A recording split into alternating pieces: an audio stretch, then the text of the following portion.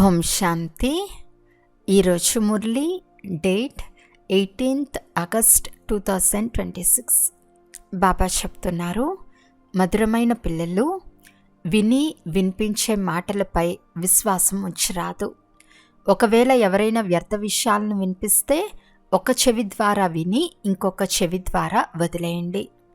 ఈరోజు ప్రశ్న: ఏ పిల్లలైతే జ్ఞాన ఖుషీలో ఉంటారో వారి గుర్తులు ఏవి? జవాబు: వారు తమ పాత కర్మ భోగ లెక్కాచారాలను ఆ సంతోషంలో మర్చిపోతూ ఉంటారు. జ్ఞాన సంతోషంలో దుఃఖము, బాధను, దుఃఖ ప్రపంచాన్నే మర్చిపోతారు. ఇప్పుడు మేము సంతోషాల ప్రపంచంలోకి వెళ్తున్నాము అని రావణుడు శాపంనిచ్చి దుఃఖితులుగా చేశాడని, ఇప్పుడు ఆ దుఃఖపూరిత చింతల ప్రపంచం నుండి వెలికితీసి సంతోషాల ప్రపంచంలోకి తీసుకెళ్లేందుకే తండ్రి వచ్చారని వారి బుద్ధిలో ఉంటుంది. పాట: మిమ్మల్ని పొంది మేము సర్వము పొందాము. ఓం శాంతి. అత్యంత మధురమైన ఆత్మిక పిల్లలు పాటను విన్నారు. తప్పనిసరిగా పిల్లలు రోమాంచితం అవ్వాలి. ఎందుకంటే ఖుషీ లాంటి ఆహారం ఇంకొకటి లేదని మహిమ ఉంది. ఇప్పుడు ఆత్మిక పిల్లలైన మీ అందరికీ అనంతమైన తండ్రి లభించాడు. అనంతమైన తండ్రి ఒక్కరే ఉంటారని పిల్లలకు తెలుసు. ఇతర పిల్లలు కూడా తయారైనప్పుడు వారికి కూడా రోమాంచితం అవుతుంది. మన రాజ్యం ఉండేదని, తర్వాత పోగొట్టుకున్నామని, ఇప్పుడు మళ్ళీ రాజ్యాన్ని తీసుకుంటామని పిల్లలైన మీకు తెలుసు. భారతవాసులకు ఇది సంతోషం కలిగించే వార్త కదా. కానీ బాగా విని అర్థం చేసుకున్నప్పుడే సంతోషం కలుగుతుంది. కల్పకల్పం తండ్రి వస్తారనే విషయం సంతోషం కలిగించేది కదా. తండ్రి జన్మ కూడా ఇక్కడే అని మహిమ చేయబడింది. పండుగలన్నీ ఈ సమయానికి చెందినవే. తండ్రి వచ్చి మీకు చాలా సహజమైన మార్గాన్ని తెలియచేశారు. మనుషులకు అనేక రకాల చింతలు ఉన్నాయి. ఇక్కడ ఈ జ్ఞాన ఖుషీలో ఆ చింతలు, దుఃఖాలు మొదలైనవన్నీ మర్చిపోతారు. ఎవరికైనా ఏదైనా జబ్బు నయమవుతూ ఉంది అంటే అందరికీ సంతోషం కలుగుతుంది కదా. జబ్బులు మొదలైన దుఃఖ విషయాలను మర్చిపోయినట్లు సంతోషంగా ఉంటారు. తల్లిగారింట్లో, అత్తవారింట్లో బంధువులందరూ సంతోషిస్తారు. మనమంతా విశ్వానికి యజమానులుగా ఉండేవారమని, తర్వాత మళ్ళీ రావణుడు శాపమిచ్చాడని పిల్లలైన మీకు తెలుసు. ఇది చింతల, దుఃఖాల ప్రపంచం. రేపు మళ్ళీ సంతోషాల ప్రపంచం వస్తుంది.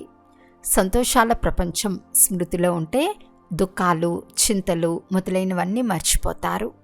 ఇది తమో ప్రధాన ప్రపంచం. ఇక్కడ అనేక ప్రకారాల కర్మభోగం ఉంది. అబలల పైన కూడా ఎన్నో అత్యాచారాలు జరుగుతాయి. అనేక రకాల విఘ్నాలు వస్తాయి. ఈ విఘ్నాల కర్మభోగపు రోజులు కొంతకాలం మాత్రమే ఉంటాయి. ఇక కొద్ది రోజులు మాత్రమే ఉన్నాయని తండ్రి ధైర్యంనిస్తారు. కల్పకృతం కూడా ఇలా జరిగింది. కర్మభోగపు లెక్కాచారం కూడా సమాప్తం అవ్వాలి. సంతోషంలో వీటన్నిటినీ మర్చిపోతూ వెళ్ళండి. తండ్రిని, వారసత్వాన్ని మాత్రమే స్మృతి చేస్తూ ఉంటే చాలు. వ్యతిరేకమైన పనులేవి చేయకండి. అలా చేసినట్లయితే ఇంకా ఎక్కువ శిక్షలు పొందుతారు. పదవీ భ్రష్టులుగా అవుతారు. పిల్లల కర్తవ్యం ఒక్క తండ్రినే స్మృతి చేయటం. తండ్రి చెప్తున్నారు, నన్ను స్మృతి చేసినట్లయితే మీ వికర్మలు వినాశనమవుతాయి. లెక్కాచారాలన్నీ సమాప్తమైపోతాయి. ఇక కొంత సమయం మాత్రమే ఉంది. లెక్కాచారాలన్నీ సమాప్తం చేసుకుంటూ వెళ్ళండి. ఎందుకంటే మీరు అందులకు ఊతకర్ర వంటి వారు. మీరు కూడా స్మృతి చేయండి. ఇతరులకు కూడా దారి తెలపండి.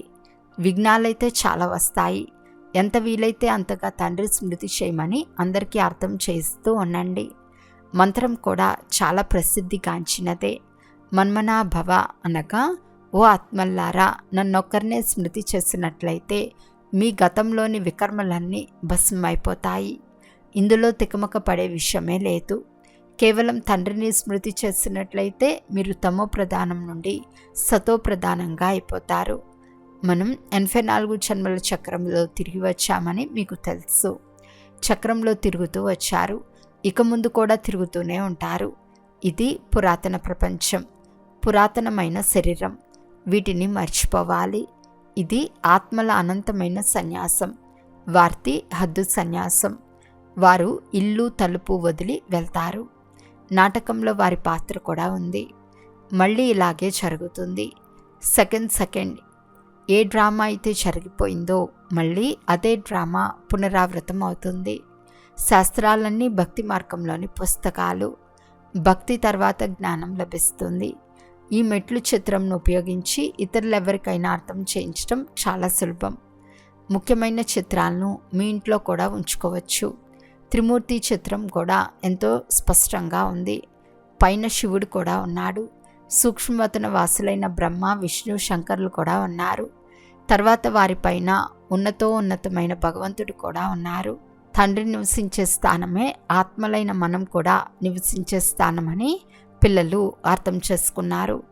దానిని నిర్వాణధామం లేక శాంతిధామం అని పిలిచినా ఒకటే. శాంతిధామం అనే పేరే సరైనది.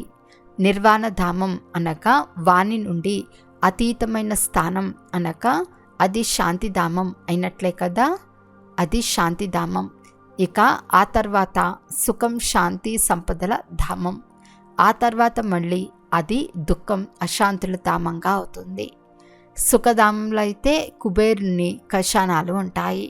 నేడు ఎలా ఉంది, రేపు ఎలా అవుతుంది. నేడు కలియుగ అంతిమం, రేపు సత్యుగం ప్రారంభమవుతుంది. రాత్రికి పగలుకున్నంత తేడా ఉంది కదా. బ్రహ్మ ముఖవంశావళి బ్రాహ్మణుల పగలు, తర్వాత మళ్ళీ రాత్రి అని కూడా అంటారు. పగల్లో దేవతలు ఉంటారు, రాత్రిలో శూద్రులు ఉంటారు, మధ్యలో బ్రాహ్మణులైన మీరు ఉన్నారు. ఈ సంగం యుగంను గురించి ఇంకెవరికీ తెలియదు. మనుషులు పూర్తిగా గాఢ అంధకారంలో ఉన్నారు. కనుక వారిని పూర్తి ప్రకాశంలోకి తీసుకురావటం పిల్లలైన మీ కర్తవ్యం. ఇప్పుడు అదే మహాభారత యుద్ధం ఎదురుగా నిలిచి ఉంది. వినాశకాలే విపరీత బుద్ధి వినశంతి, వినాశకాలే ప్రీతి బుద్ధి విజయంతి అని మహిమ కూడా చేయబడింది. తండ్రి మళ్ళీ మాకు అదే రాజ్యాన్ని ఇస్తారని పిల్లలైన మీకు తెలుసు. ఆ రాజ్యాన్ని మీ నుండి ఎవరూ లాక్కోలేరు. రావణుని ప్రవేశం ద్వాపర యుగం నుండి జరుగుతుంది. రావణుడే మీ రాజ్యాన్ని లాక్కున్నాడు. అతన్ని శత్రువుగా భావించండి. ఎందుకంటే శత్రువు దిష్టి బొమ్మనే తయారు చేసి కాలుస్తారు. ఇతడు అత్యంత పురాతన శత్రువు. రావణ రాజ్యం అని అంటారే కానీ అది ఏమిటో ఎవరి బుద్ధిలోకి రాదు. అనగా గాఢ అంధకారమే కదా. అనంతమైన తండ్రి నాలెడ్జ్ఫుల్. వారిని జ్ఞానదాత, దివ్య చక్షు విధాత అని అంటారు.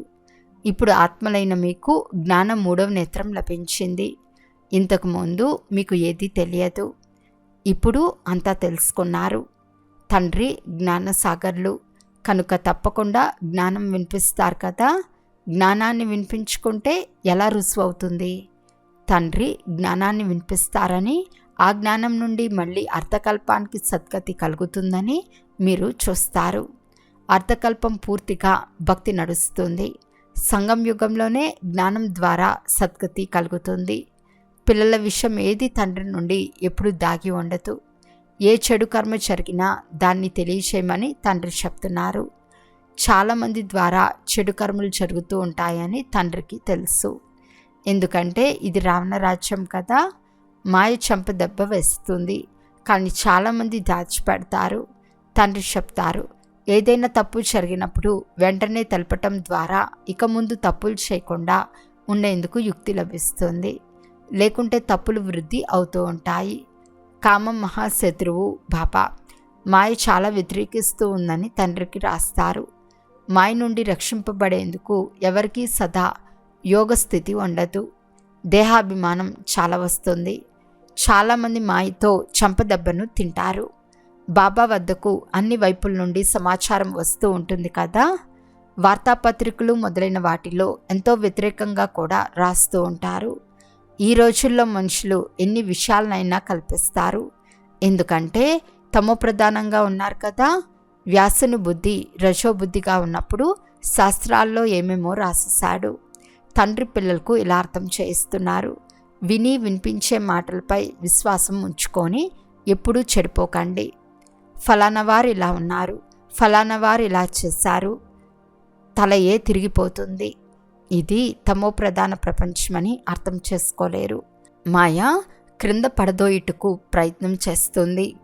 ఎవరైనా అసత్య విషయాలను వినిపిస్తే వాటిని ఒక చెవి ద్వారా విని మరొక చెవి ద్వారా వదిలేయండి. ఇతరులకు కూడా ఇదే సందేశాన్ని ఇస్తూ ఉండండి. నేను సందేశం తీసుకొస్తాను అని తండ్రి అంటారు.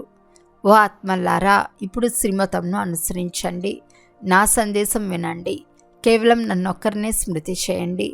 ఎవరు స్మృతి చేస్తారో వారు తమ కళ్యాణమే చేసుకుంటారు. ఆత్మయే స్మృతి చేయాలి, మర్చిపోయింది కూడా ఆత్మయే. ఇప్పుడు తండ్రి శ్రీమతం లభిస్తుంది. ఇందులో ఆశీర్వాదాలు లేక దయా మొదలైనవేవి వేడుకోరాదు. కేవలం తండ్రిని స్మృతి చేయాలి. ఇంకే విషయం అడిగే అవసరం కూడా లేదు. సృష్టి చక్రం ఎలా తిరుగుతుందో విన్నారు కదా. ఇందులో తికమక పడే విషయం ఏదీ లేదు.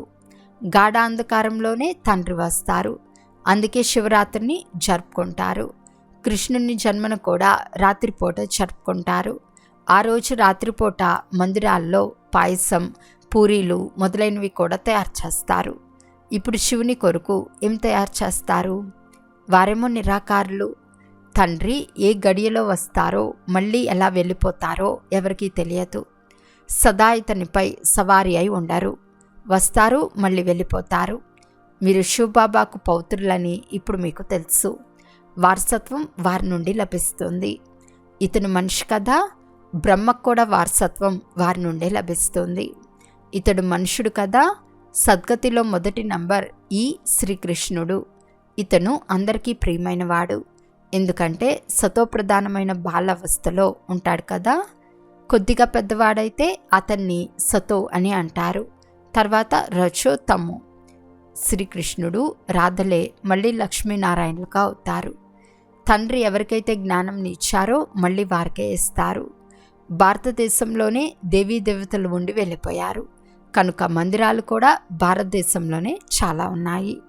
క్రైస్తవుల చర్చిల్లో యేసుక్రీస్తు కనిపిస్తాడు. దేవతల మందిరాలు ఎన్నో ఉన్నాయి.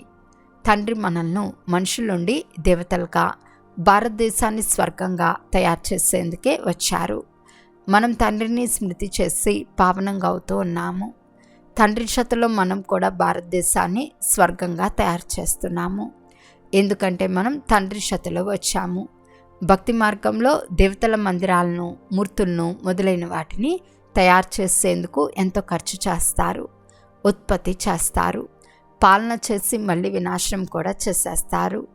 9 రోజుల్లోపే ముంచేస్తారు. ఆ మూర్తులను ఎంతగానో ప్రేమిస్తారు. కలకత్తాలో నవరాత్రిని చాలా వైభవంగా జరుపుకుంటారు. ఈ విషయాలన్నీ ఇప్పుడు అద్భుతంగా, విచిత్రంగా అనిపిస్తాయి. ఇంతకుముందు మనం కూడా ఈ పాత్ర చేశాము. కోట్లాది రూపాయలను ఖర్చు చేస్తారు. ఇది ఎంత అంధశ్రద్ధ. రామాయణం పట్ల చాలా ప్రేమను చూపుతారు. విషయాలను వింటూ వింటూ కన్నీరు కారుస్తారు. ఇదంతా భక్తి మార్గం. దీని నుండి ఏమాత్రం లాభం లేదు. తండ్రి ఇప్పుడు మనల్ని ఎంతో వివేకవంతులుగా చేస్తున్నారు. అయితే వీటన్నిటిని విని ఇక్కడి విషయాలను ఇక్కడే మర్చిపోకండి. అన్ని విషయాలు గుర్తుంచుకోండి. పూర్తిగా రిఫ్రెష్ అయి వెళ్ళండి. స్వయాన్ని ఆత్మగా భావించి దేహ సహితంగా ఏమేం చూస్తున్నారో వాటన్నిటినీ మర్చిపోండి. ఇదంతా శ్మశాన వాటికగా ఉంది. ధర్మరాజ్ ద్వారా స్థాపన చేయబడిన భారతదేశం స్వర్గంగా ఉండేదని ఢిల్లీ బిర్లా మందిరంలో రాయబడి ఉంది. ప్రస్తుతం ఈ ప్రపంచం శ్మశానంగా తయారవ్వనున్నదని పిల్లలైన మీకు తెలుసు. తండ్రి చెప్తున్నారు, అందరూ కామచిత్పై కూర్చుని పూర్తిగా కాలి మరణించారు. క్రోధంను చిత్ అని అనరు, కామచిత్ అని అంటారు. అందులో కూడా తేలికైన నశ, సెమీ నశ కూడా ఉంటుంది. ఈ విషయాలను తండ్రి కూర్చుని పిల్లలకు మాత్రమే అర్థం చేస్తారు. ఇంట్లో ఒకవేళ ఎవరైనా కుపుత్రుడు ఉంటే వీడి తండ్రి గౌరవంను పాడు చేస్తున్నాడు అని అంటారు కదా. తండ్రి గౌరవం చెడిపోతుంది కదా. అనంతమైన తండ్రి కూడా అంటున్నారు, ఒకవేళ మీరు ముఖం నల్లగా చేసుకుంటే, అంటే అపవిత్రంగా అయితే, దేవతలుగా అయ్యే బ్రాహ్మణ కులభూషణుల పేరును చెడిపేస్తారు.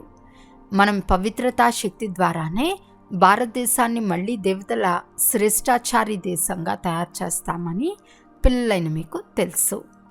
పిల్లలైన మీకు ఇది చాలా సాధారణమైన విషయం. మహాభారత యుద్ధం ఎదురుగానే నిల్చుని ఉంది. దీని ద్వారానే స్వర్గద్వారాలు తెరుచుకుంటాయని మీకు తెలుసు. మీరు చూస్తారు, శాస్త్రాల్లో మహాభారత యుద్ధాన్ని చూపించారే కానీ ఆ తర్వాత ఏం జరుగుతుందో చూపించలేదు. ప్రళయం జరిగిందని అనేస్తారు. కృష్ణుని గురించి ఒకవైపు తల్లి గర్భం ద్వారా జన్మించినట్లు చూపించారు, మరోవైపు రావి ఆకుపై బొటన్న వేలు చిక్కుతూ వచ్చినట్లు చూపించారు. కొంచెం కూడా అర్థం చేసుకోరు. అక్కడ గర్భమహల్లో చాలా విశ్రాంతిగా ఉంటాడు. సాగరంలో ఆకుపై ఉండటం అనేది అసంభవం. ఇదంతా తయారు చేయబడిన నాటకం. దీని గురించి మీకు తెలుసు. కల్పకల్పం ఇలాగే జరుగుతూనే ఉంటుంది. ఇప్పుడు పిల్లలైన మీరు తమ కళ్యాణం చేసుకోవాలి, ఇతరులకు కూడా కళ్యాణం చేయాలి.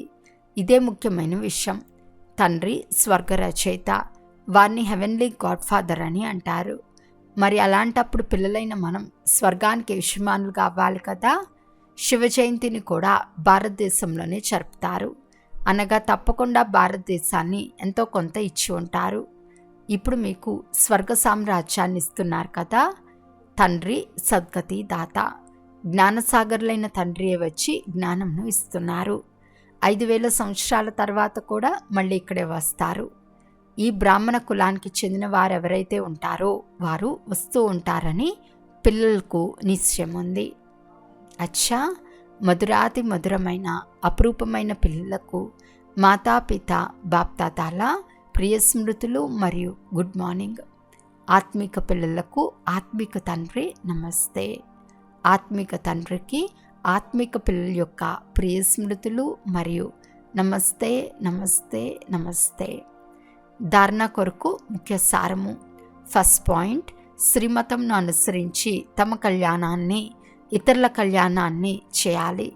ఎవరైనా ఏవైనా అసత్య విషయాలను వినిపించినట్లయితే వాటిని విన్నట్లు వదిలేయాలి. వాటిని ఆధారంగా చేసుకుని చెడిపోరాదు. సెకండ్ పాయింట్, ఎప్పుడు దేవతలుగా అయ్యే బ్రాహ్మణ కులభూషణుల పేరును చెడిపేరాదు. దీనిపై గమనం ఉంచాలి. ఎలాంటి ఉల్టా కర్మలు ఇప్పుడు చేయరాదు. వెనుకటి లెక్కాచారం అన్నిటినీ సమాప్తం చేసుకోవాలి. ఈరోజు వరదానము. నష మరియు నిషానాల అంటే గురి యొక్క స్మృతి ద్వారా సర్వ కర్మేంద్రియాలను ఆజ్ఞానుసారం నడిపించే కిరీటం మరియు సింహాసనాధికారులుగా అవ్వండి. సంగం యుగంలో బాప్దాదా ద్వారా పిల్లలందరికీ కిరీటం మరియు సింహాసనం ప్రాప్తిస్తాయి. పవిత్రతా కిరీటం కూడా ఉంది, బాధ్యతల కిరీటం కూడా ఉంది, అకాల సింహాసనం కూడా ఉంది, హృదయ సింహాసనం కూడా ఉంది.